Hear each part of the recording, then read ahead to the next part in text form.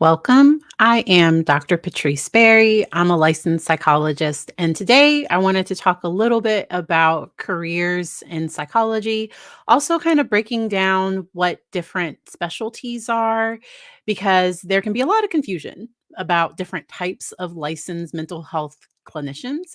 And a lot of these questions came from an individual that is looking at going to graduate school for psychology or counseling, and so is a PhD or PsyD, is it really worth it? And that'll really depend on the individual. But I just wanted to share a little bit about my experience. So I am a licensed clinical psychologist. I completed my PsyD, that's a doctorate of psychology. I'll go into that a little bit more in a second. But I received my bachelor's of science from Virginia Tech back in, oh good gosh, we're not even gonna talk about the years, a long time ago. And then immediately after getting that degree, I went straight into a doctoral program. I asked. So when I was looking at graduate schools, I was looking at master's programs, I was looking at I knew I wanted to get a doctorate. I knew I wanted to be a psychologist. And in my state, the only option is being licensed as a clinical psychologist or a school psychologist. School psychologists take a completely different route. School psychologists, so a clinical psychologist could do additional training and stuff to be able to be a school psychologist, but in my state, school psychologists often do a lot of IEP testing, so that wasn't what I wanted to do. I knew I wanted to go the more clinical route, and so ended up I asked the program what their requirements were. So, did I have to have a master's? What did an ideal candidate look like for them? And they were honest and they said, "Hey, that it really people come with a bachelor's, people come with a master's, and whether you had a bachelor's or a master's, the program was still 5 years." Some individuals were able, but so my cohort would have anywhere between like 20 and 25 people, and like one person and the whole cohort did it in 4 years, and everybody else took between 5 to 7 years to complete the program. And, hey, Karen, hello to everyone that's joining. If you do have questions about careers in psychology, some of the differences, I am going to talk about forensic psychology. I enjoy watching forensic experts, and I was watching the Maya trial right before this. There was I'm not going to go into it, but there was some testimony happening. I am planning a recap video once the I'm gonna see if I can wait until more of their experts come out. I'm probably gonna cover Dr. Smith and the social worker. They're gonna testify live, and so I'm probably gonna cover that. That's my little sidebar. Hello, hello, Swinky. Welcome, welcome. Thank y'all for joining. All right. And so today we are first going to look at the different careers in psychology. Everything I'm going to show you, there are links down in the description that go into this more. So there's clinical psychology, counseling psychology, and school psychology. And typically, in my experience, the school psychology programs tend to be an ED, a doctorate of education sometimes. I guess there can be PhD or PsyD programs in school psychology too, but they can also be, just to make things more complicated, it can also be a doctorate of education too.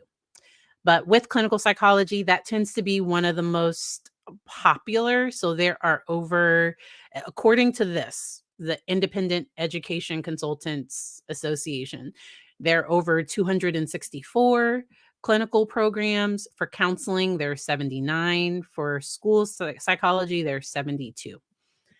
So the PhD, the doctorate of philosophy, that was the first program. So when I did my PsyD, I started my program back in 2004. That's why I said it was a long time ago. And PsyDs were not as popular as they are now. I did go to an APA accredited program. I think accreditation is really important, making sure no matter what degree you get, making sure that it's accredited in your state. So sometimes people can have accreditation. Typically, I think APA would be national, but sometimes for KCREP, I've seen some programs that were um, approved for certain states and not for others. So just that's a little note to be careful with that. But the PhD is the scientist practitioner model, or the scholar practitioner model, where the science kind of comes first. And so there's a lot of research. You do a lot of that type of work. The PsyD program is the scholar practitioner model, or practitioner. Yes, sorry, my bad. I said that wrong. So PsyD programs are practitioner scholar model, where that practice part comes first. So in my program, we immediately, our very first year, we started working on listening skills. We started getting ready to be able to work with clients. Our second year, we had a whole year. We had a part-time, like, it wasn't job, but like we had a practicum. So half of our work was in a our school clinic. So we were right there. Our third year, we went to an offsite clinic. Our fourth year, oh my gosh, it must have been another offsite clinic, and then our fifth year was residency. And I hope I'm remembering that correctly. But yes, so we started, there was a lot of training that we received in counseling, and I received a lot of compliments, which was kind of cool, that on my internship, that my clinical skills, like I received a lot of compliments, just that they were in a I don't just I was strong clinically. And sometimes in internship, they're not expecting you to come in strong clinically. They're expecting to teach you some things and everything. But I came in pretty strong. I'll also note that I did intensive in-home therapy, which was I saw the whole DSM. I saw psychosis. I saw everything during that job, helping people stabilize in the home and community. I also worked briefly in a residential unit. I did not like that work. That was it wasn't a trauma as trauma informed as I would have liked. So the hospital that I worked at, they would modify their practices based on somebody's history. So if somebody had a history of being locked in rooms, they would say, you can't seclude this child. Because our goal, we didn't want to re traumatize someone. Because sometimes when someone's upset and escalated, we had a plan of different ways that we could intervene. And based on a person's history and trauma, and I think they went over this with clients on admission, and they would develop a plan that was best for that client with the goal of being able to de-escalate things before you ever had to use any of those things. But that's PsyD program. And then we talk about the master's level, because you can be a master's level clinician and still get licensed. So in my state, we have LPCs, licensed professional counselors, LMFTs, licensed marriage and family therapists, and then we also have licensed clinical social workers. And sometimes there are advanced degrees like a doctorate in social work, but you wouldn't be licensed as a psychologist. Like your license would still be in social work, but maybe you teach, maybe you run a school program, or so just because someone has a doctorate in social work and they're technically, like, you can call them doctor, it's not a psychologist. And so that's where people have to be very clear to not misrepresent their credentials. I've seen that in Florida too, where some individuals have a doctorate, maybe in supervision, or they have a doctorate in some other field, but they're licensed as a professional counselor. And so that's where, and like I said, therapists are supposed to be open and honest and pretty clear about this part.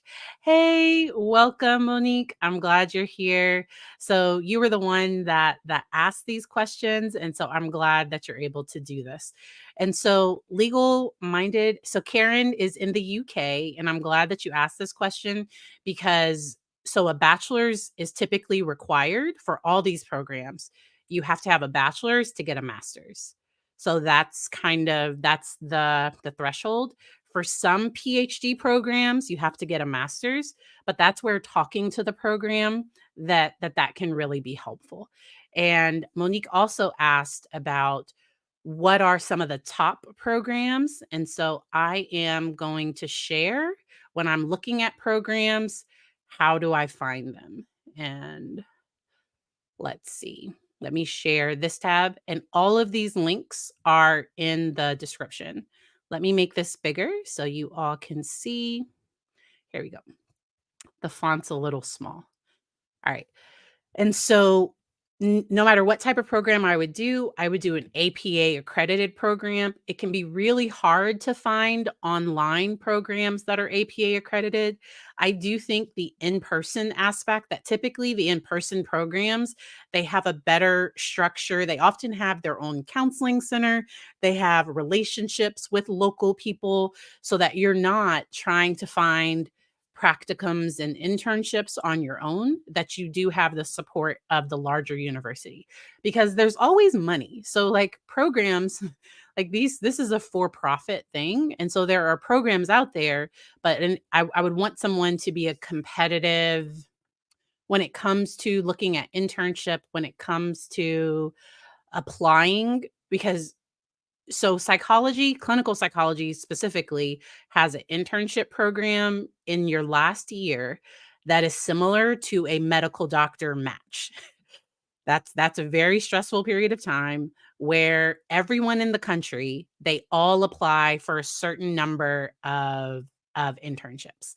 And with that, what can happen is, to make yourself more competitive, the name of the program, but really you wanna have a lot of clinical hours. You wanna have, if you're looking at clinical psychology or getting licensed as a psychologist, the thing that makes me different from a master's level therapist is psychological testing. So when I went on my interview for my program, they asked, "So why do you wanna be a psychologist?" And I was like, "I'm really passionate about helping children and families." And the interviewer was like, "You could do that with a master's. Why do you want a doctorate?" And she was like, "Really, what makes the difference is testing." Now, there are lots of people that are clinical psychologists that don't do testing anymore. They just do therapy. um, and people often ask about the money behind that, of how much does a psychologist make versus a licensed professional counselor, or versus a social worker. And depending on the person's experience, so people can do additional trainings in EMDR. People can do play therapy certifications. People can do art therapy or music therapy. Sometimes art and music therapy, there are special programs to like be an art therapist, because you typically have an art degree and a psychology degree, because like they're actual artists. Like it's pretty cool, people that do the for real art therapy. I sometimes use art as a therapeutic intervention, but I am not an art therapist. I sometimes use play in therapy, but I am not a play therapist. And for any families that are looking for a play therapist or looking for an art therapist, you can look for a registered play therapist, for registered art therapist. Unfortunately, some therapists will do one training and then say that they do something. So with EMDR, it is there's a certification process. And for someone to say that they are a EMDR, like that they're an EMDR therapist, in my opinion, they should be certified. Like, you can't just attend one training and then say that you do EMDR. So that is a very specific type of therapy where you get consultation, you have to jump through all these hoops, pay a whole bunch of money. So that's why I'm not certified in EMDR just yet. It's really expensive. It's pretty expensive to jump through all those hoops. But once I have my student loans paid off, that's going to be my goal. Because that's the other thing. So when you're looking at PhD versus PsyD programs, PhD programs typically have more funding, and that's why they're often more competitive. PhD programs tend to accept less candidates because they're often tied to a specific type of research. So if I was interviewing at a particular school, let's say I live in North Carolina and I really wanted to attend UNC, I would research some of their faculty and I would see the types of things that the faculty research. and I would try to find in what way do my goals kind of partner with one of their professors. So my dissertation. So even with a PsyD program, I did do a dissertation, and with my dissertation, I did it on aggression and forgiveness and aggressive children. So my dissertation chair, who was the absolute best chair to have, Dr. Judy Johnson, like she was phenomenal. She was the chair that everybody wanted. I joined her research team in my third year, I believe, my second or third year. And then I asked her to be my dissertation chair, I believe, in my fourth year, after already being on her research team. I was also on a marriage research team, and I was able to be published. I think I contributed to one or two articles there, and had some opportunities with that. In undergrad, I also did I joined the psychology, like I joined a research team.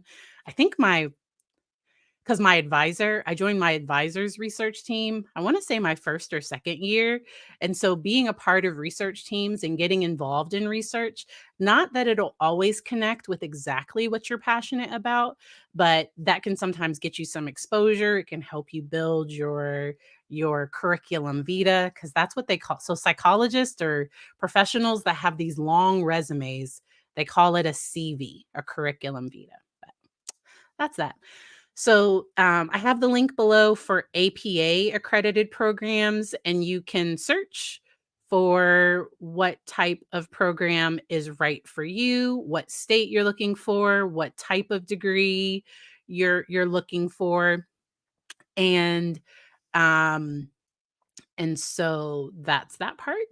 And then if the person is looking for, let me see, for to be a counselor, to be an LPC or LMFT, there's something called KCREP. So I would go to a KCREP accredited program, which is just like the APA accredited for clinical psychology or for psychology programs.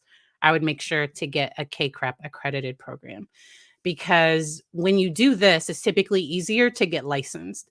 When you go to a school that's not accredited, that can cause problems when you are looking for internships and you're looking for things down the road. Some positions require that your program be APA accredited, or that some places will require that. I believe with the military, I believe you have to jump through a bunch of extra hoops if you don't have that type of program. I did wanna share, oopsie, I stopped sharing instead of share this tab. Let me share this tab that talks about 20 different types of psychologists. I didn't even know that some of these specialties existed. I will be honest, I did not know. So there, the aviation psychologist, that was the one, but it makes sense that there's somebody that studies, what companies need to look for in pilots, and that there's a psychology behind aviation. And I wonder if that's because sometimes there's industrial organizational psychology. In undergrad, I was on that research team too. Wow, I was on 2 research teams. The IO one was fun. We did research, with, like, the effects of alcohol and healthy lifestyle, like things that would influence healthy lifestyle. It was a pretty cool research team. Dr. Geller, that was Virginia Tech. That was a way, way long time ago. And I was able to be listed as a researcher on some of their publications as well. But there are forensic psychologists, military psychologists, and school psychologists. And this article breaks down each and every type of psychologist. And so I want to get to forensic. So, forensic psychologists focus on the relationship between psychology and the law. And some of them will actually get their jurisprudence, like they will actually become like a lawyer, which is super cool because they have an even deeper understanding of the law. And they're also licensed as a clinician as well. and then they become expert witness, or they advise trials, they help with jury selection, not openly, but sometimes they advise the team behind the scenes, that sometimes people can be paid as consultants or as expert witnesses. And there was a trial recently. It was the Ferreter case. I really appreciated the fact that the psychologist that was brought by the defense, that she admitted the limitations of her testimony, because I don't think there were 2 other psychologists that I didn't think did that, and I've covered their testimony here on my page. So we all, oh my gosh, it was Dr. Lewis with the Letitia Stout case. And then there was another psychologist whose name I'm blanking on right now, that their testimony came off as biased. Their testimony, so they wouldn't admit that there was another side to their testimony. So when I'm testifying, if I'm brought by one side and then the other side brings up a good point, I have to say, yeah, that's a good point, because it's the lawyer's job to redirect it if they want to say, okay, so this is what you said when you were asked this by the defense.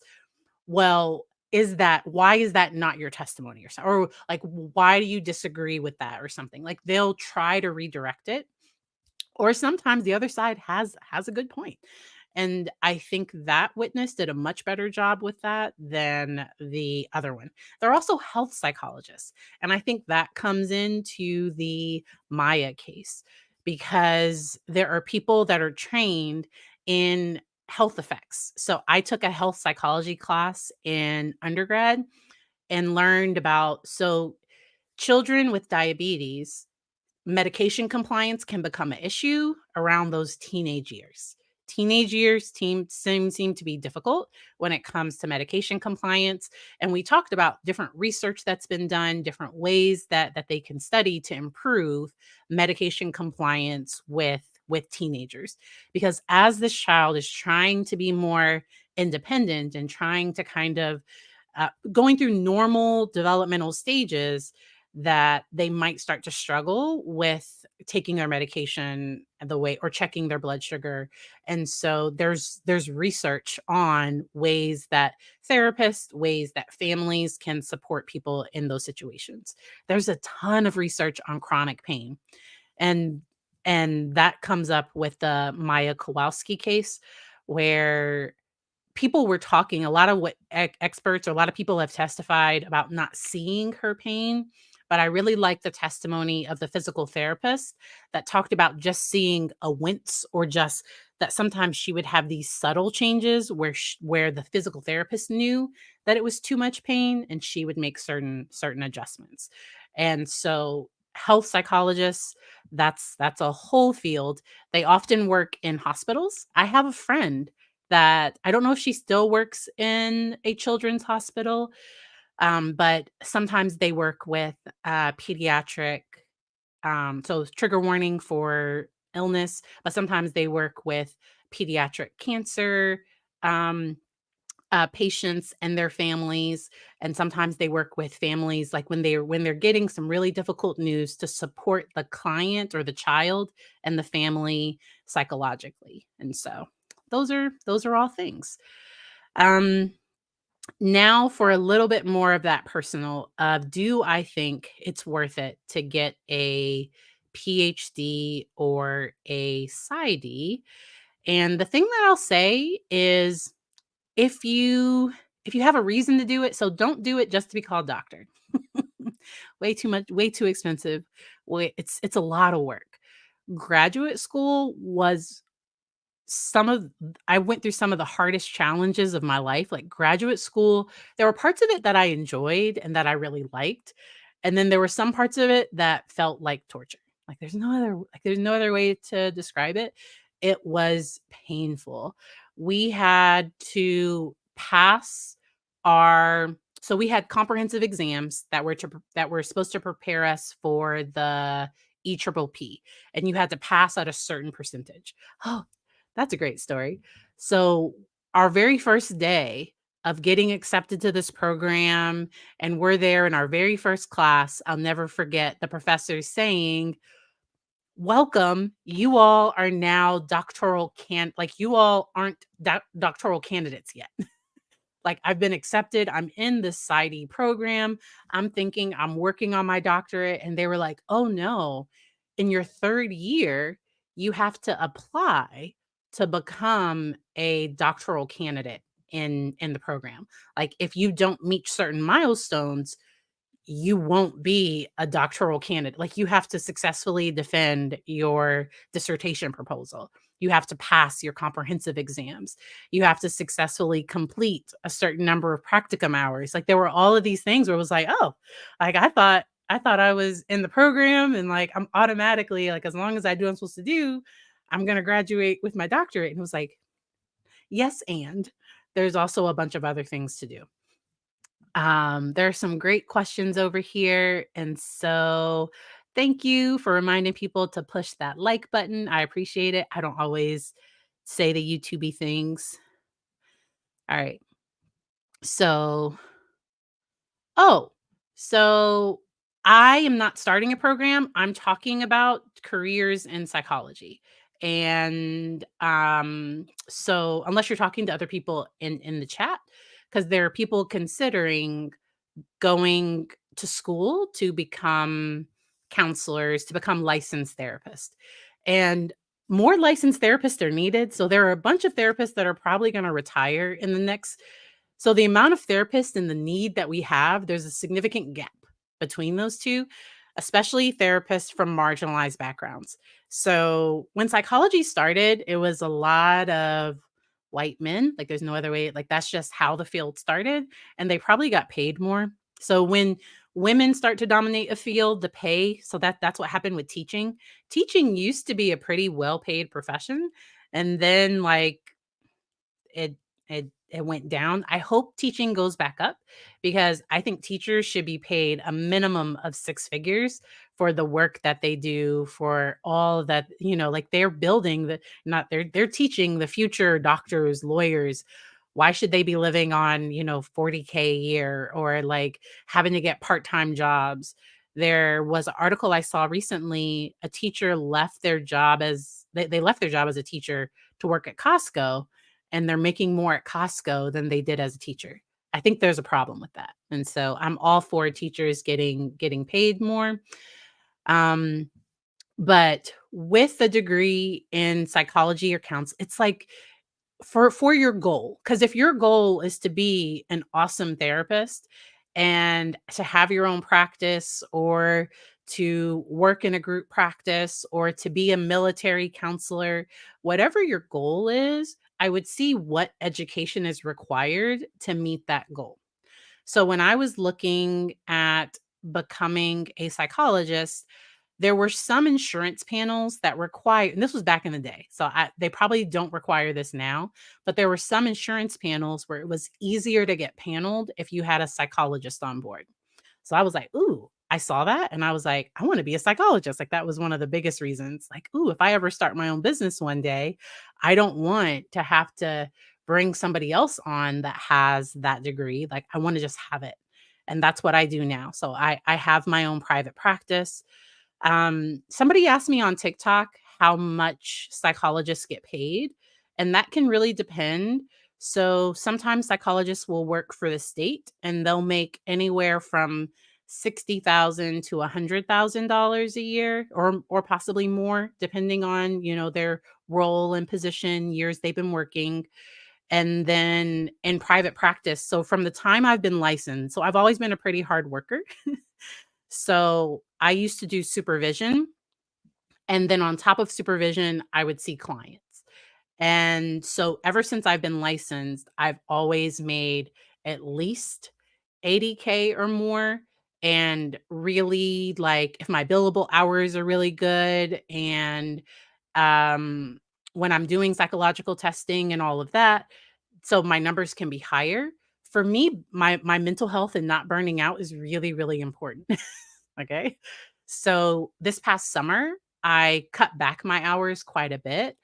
last year our family went through something, and I my hours were kind of reduced a little to just support the family with some changes that were going on. And so sometimes life can happen. And because I work for myself, I budget to have paid time off. I wish I had, so my program did talk about opening your own practice, but I really enjoyed the the automatic pay of working for somebody else and not having to worry about billing, not having to have a receptionist. And I don't have a receptionist now.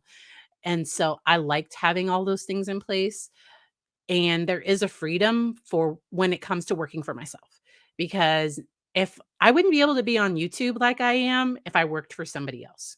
So the company that I left, we had a contract with a school system, and it's a pretty conservative school system. And there's a chance that someone could have seen something that I said on social media and gotten upset, and our school contract could have been at risk. And so I like being able to work for myself because I can, if somebody wants to talk to the boss, like that's me. I work for myself. Um and then I try to make sure that I'm upholding ethical, legal standards, all of that good stuff. But yes. And so while government jobs pay a little bit less, if I had worked, because I did look at going into being a military psychologist. I actually tried with the Air Force. I tried twice because my student loans, when I say, so I graduated with almost $200,000, $200,000 of student loan debt. And that was mostly graduate school because I only had 17K from undergrad, and then the rest was graduate school. And so being able to, so I'm still I'm still paying off. I have about 20K left to go.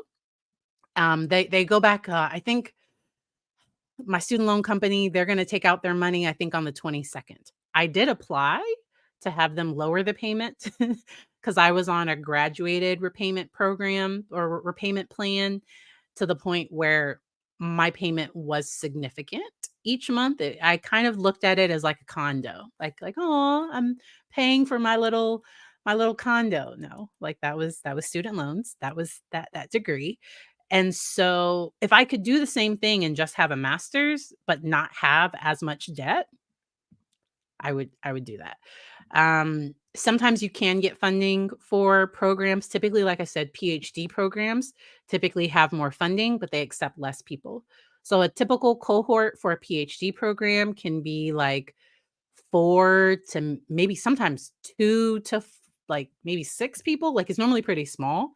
Cohorts for PsyD programs tend to be 20 to 30 people, knowing that all 30 of those people are not going to graduate. So my cohort, I think about 80% of us finished, maybe 85. But there were some people that started and they realized, "Oh, this isn't what I wanna do." And they ended up not completing the program for whatever reason. And so, I hope that helps. And looking at studying for the EPPP, so I put a resource, none of this is sponsored. I get nothing for saying any of these things. I personally, the practice tests were really helpful. Um, let me share this screen. Let me see if I'm sharing the right tab. Share this tab and then go here. All right. So AATBS. So I haven't taken my licensing exam since 2009, okay? So back in 2009, this was the program that I used to study, and I only signed up for the practice test. I think I had like online unlimited access to practice tests. The practice tests were phenomenal. And then a somebody in a higher cohort from me was selling their study materials at a reduced cost. And like it was like 90% off of what these materials would normally cost. And so I bought materials from them. I then gave those materials to my brother because my brother is a master's level psychologist, and that's something that's available down in North Carolina, where they take the same EPPP that doctorate, that doctoral level psychologist takes. and he did substance abuse counseling. And so there are a lot of different options, and every state is a little bit different with what they offer. But this was a licensing prep thing. There are great groups. Now, the thing with therapy groups is sometimes therapists can get a little gossipy. I don't know. Sometimes therapist groups can get a little, so you'll have to see if it's right for you, but so for people studying to be therapists, for people that are therapists, and that do identify as African American or Black, there is Black Therapists Rock. That's a Facebook group that I found to be helpful. And then just for any therapist, there are a few others. There's Simple Profit for mental health clinicians. That is a phenomenal group. She talks about taxes and just a lot of business stuff. There are a lot of great resources in that group. There's insurance billing for mental health professionals. That is a phenomenal group. And then there are a few practice groups, and so you could search to see like which practice group. Sometimes locally you'll have a group as well, and now because there might be discords, there might be other ways that therapists connect, but those are all kind of things that are available. All right. And let me see. And so let me know if you all have any questions. Let me go back to the original list of questions so I can make sure that I covered everything. How do you best prepare for graduate school? So to me, graduate school is a lot of writing. You have to get at least a B. And so for graduate school, in order to pass a class, you have to have at least a B. If your grades weren't great for undergrad, and if you've taken some years off to work in the field, I would talk about that work experience and then study for the GRE if the GRE is required for your school. My writing GRE score was low, and growing up, I moved around a lot, and I didn't know like why you put a comma. Like, why does a comma go? I don't know. Like, so I had to work on my writing, and so I was admitted to the program, but I had to do some additional coursework. Someone asked like, what are the top programs for counseling or psychology? And honestly, I would search your area because it depends on where you want to live and where you want to be. I do think some of the best programs are in person if you can. I think the in-person programs, they offer a different experience versus online only. Some will have hybrid programs, and with a hybrid program, sometimes like they have like a week where you come in person, but I would just make sure that you have that you have things set up so that when you are looking for practicum, when you are looking for different experiences, that those experiences are available for you. And typically the in-person programs, they tend to have more of that. And you write a lot of papers. Normally there's not a lot of like homework work. Like normally it's midterm and exam, and figuring out how you study, what works best for you, how does your mind work best. I know a lot of people that get diagnosed with like they didn't realize they had ADHD until they went to grad school, and then and they end up getting assessed and go through all of that. But grad school is quite rigorous, and so I would be ready for that. And then also just have support of people around you. So it's really hard to get through a program, and I'm thankful that I had the support of my family and friends. I also did fun stuff. So I used to teach ballroom dancing. We haven't talked about that here. I didn't I helped a friend teach ballroom dancing and Chicago style stepping. Like, that was something fun that I did. I was able to volunteer with a local youth group, and I was just like, I had a lot of really cool experiences while I was also working on my degree. So my program had a rule where you couldn't work full time and go to school. So that's why like I ended up in so much debt because I was a grown adult, but like I was living on like my student loans. And so um mm, and so with that, thankfully, I was able to live with family for a period of time. I graduated right as the market crashed, and so I was thankful that I had some funds set aside from, like, my loans that I was able to help use to offset, my because the pay I was getting was not paying the bills. And the most important bill for me was paying those student loans. If y'all need a video, I might already have it. I forget if I have a video here or if it's over on TikTok about paying how I paid off, how I almost paid $200,000. So I've paid like once, I don't know. I paid a lot of money so far.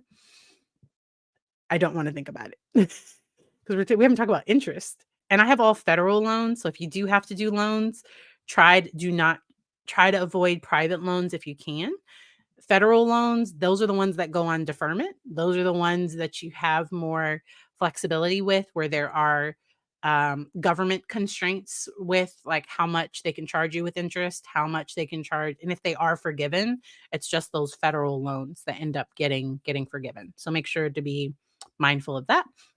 But if I could give any future therapist any tips or advice, it would be to look at also doing some type of certification along the way, because sometimes you can end up at an internship or practicum site that will pay for you to get additional training. So, one of my supervisors loved dialectical behavior therapy, and that's why like I incorporate DBT skills training into some of my therapy because of that exposure from my supervisor. And I found the skills to be really helpful. I've taken a bunch of different trainings on it. I don't do so there's something called adherent DBT where you follow the protocol. That's not how my brain works. I do what I want, if y'all haven't noticed. And so I do a more flex so I don't tell people that I'm not a DBT therapist. I'm a therapist that sometimes incorporates DBT skills. Like that's what I do. Sometimes they'll ask you what your theoretical orientation is. And when I had my bachelor's, like, I didn't even know about theoretical orientations. Like, I didn't have a clue what my theoretical orientation was. But as you're kinda going through your program before you go on internship, you're typically going to have an idea of what your kind of how do you conceptualize clients? And I use a trauma and attachment informed lens, and then also a client focused or client centered lens. That tends to be my approach in therapy. So, and then depending on what that client needs. So sometimes I use motivational interviewing. Sometimes I use DBT skills. Like, because sometimes people call that eclectic, but what's under all of that for me is the client. And I focus on the client or the family and what's best for the client or the family. And so I hope this is helpful. Um uh Monique, thank you for joining the membership. You didn't have to.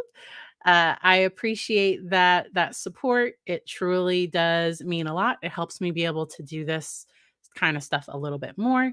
And but let me know if there are any other questions or concerns about career in psychology. And then I did want to end talking about finding a therapist. Because so we're talking about, all these different types of psychologists and therapists. What if I just want to find one? So let me find in the US, this is the resource that I use the most. There are, and I'll share a few others as well. Let me share my screen. I get nothing for saying this. Oh, y'all might not know. So I am not a fan of BetterHelp. Okay. So if I am not a fan at all of BetterHelp, of any of those for profit paid therapy subscriptions, because I kind of so there are licensed therapists that provide the service.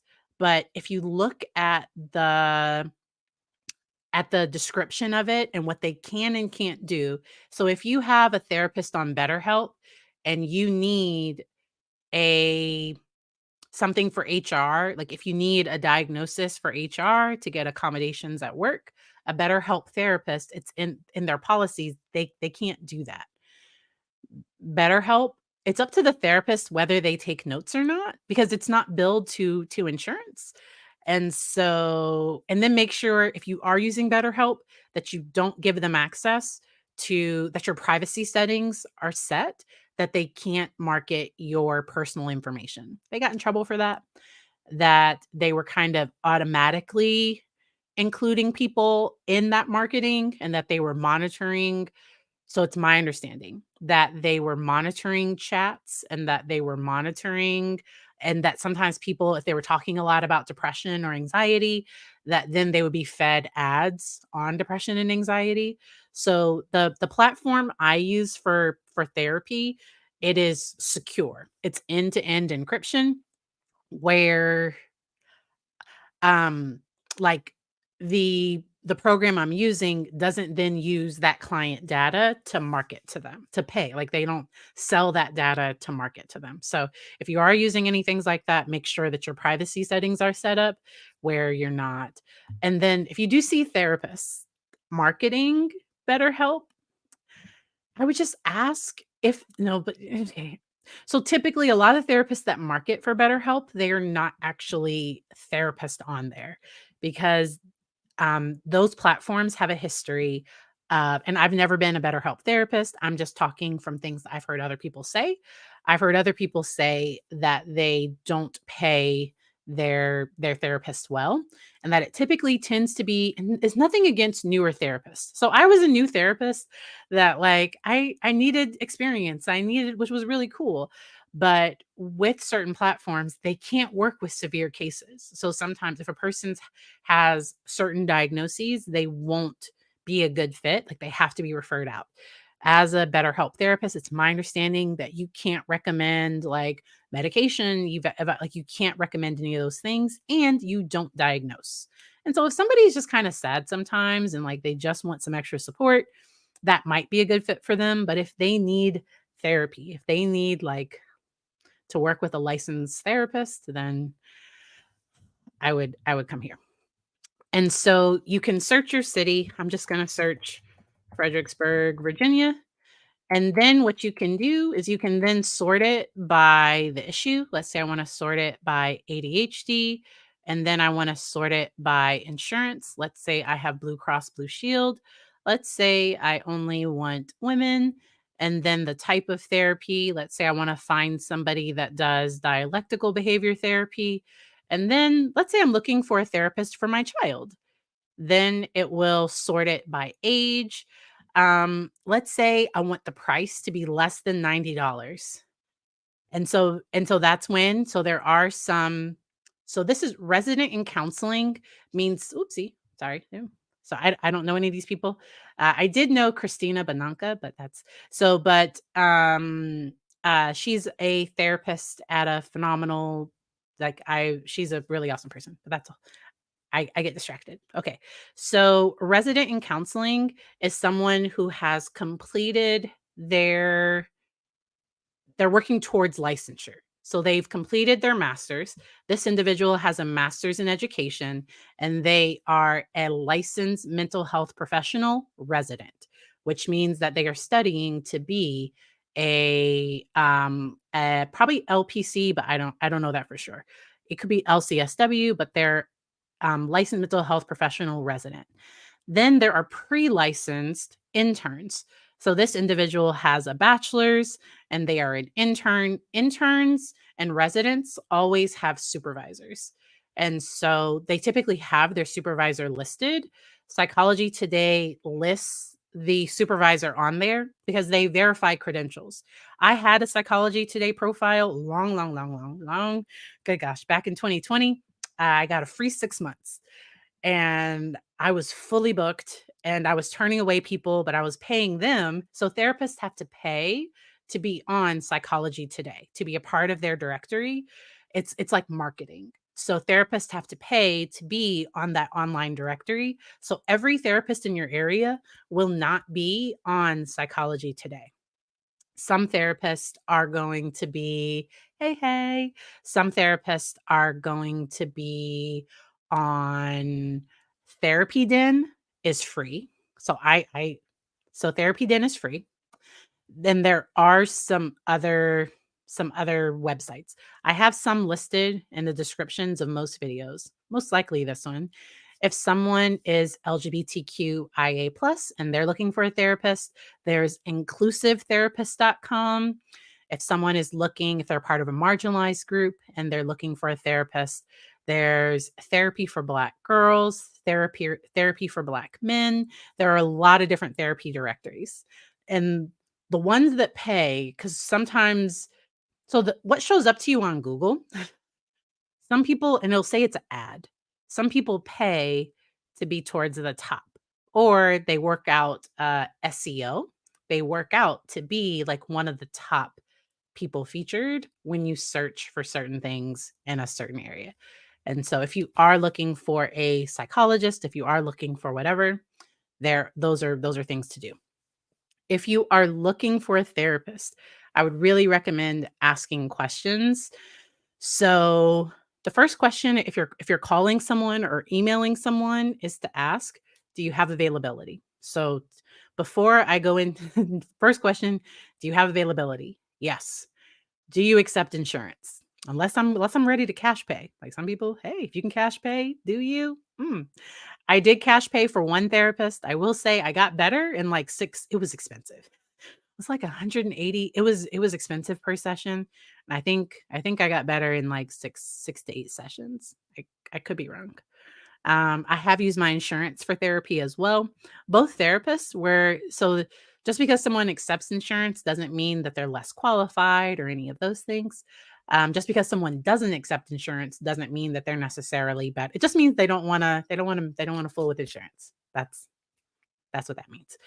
And so, I like sharing these tips. I like sharing these things. There are some therapists that won't offer you a free 10 to 15-minute phone consultation, and I would keep it moving. So if they won't do that, so I sometimes have to schedule those. My schedule gets kind of busy. And so if somebody did say, "Hey, I have some questions before we get started. I just want to ask you a few things." No problem, and we would schedule a time. And if somebody did ask me, okay, so when I was trained that if somebody asked, "How old are you?" that you're supposed to ask, "Why is that important to you?" Or like, "What's going on? Help me understand. Is there," I don't know, like I was trained to not answer client questions. And now it's a good question. And so if somebody asks, "How old are you?" I'll be like, "I'm 41." Or but how old? And they're often thinking I'm younger than I am sometimes. For kids, they I don't kids are kids can be vicious. Don't ask a kid how old they think you are.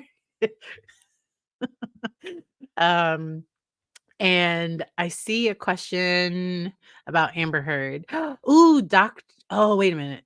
Her notes were so bad. Okay, so that wasn't Dr. Curry. That must have been the other doctor. That was one of my first videos covering, I think, the Depp Heard trial. If y'all dig back into my videos, I think the Depp Heard trial was one of the first cases I covered before I got StreamYard and like learned how to like do all this and all of that because I'm in Virginia. And so Dr. Curry is in Northern Virginia. Dr. Spiegel is in Norfolk. The other doctor, I forget her name, but she's out of, I think she came down from New York or something. But yes, they're working on for licensure with therapists.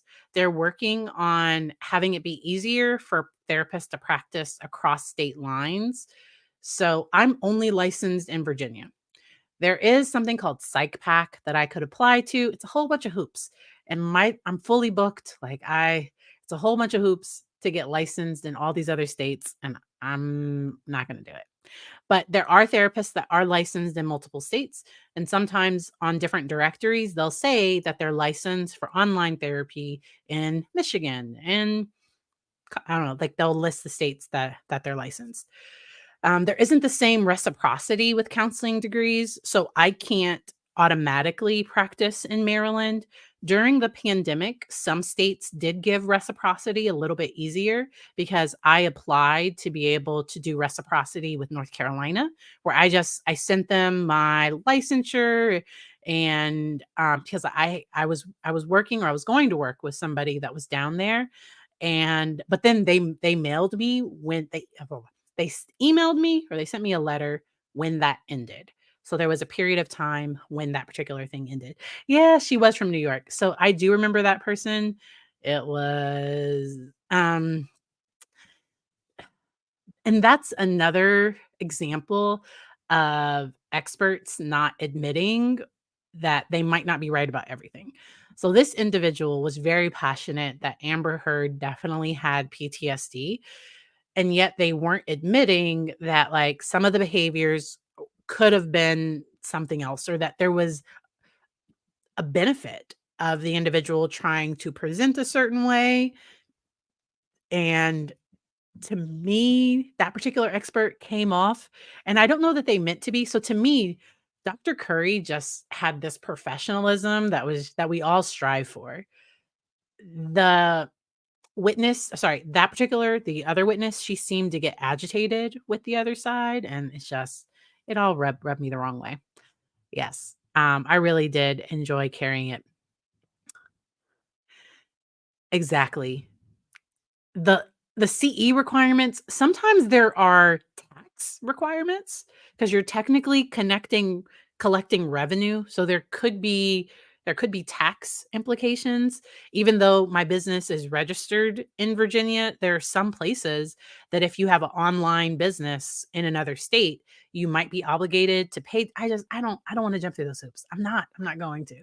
So Jay Michael, I know there are a lot of traveling nurses who get paid like big bucks. I've known some traveling doctors as well, people that do travel to different areas when they have a particular need, and but it's just not for me. I appreciate you all being here. I hope this was helpful, and I hope y'all enjoy the rest of your day. Bye.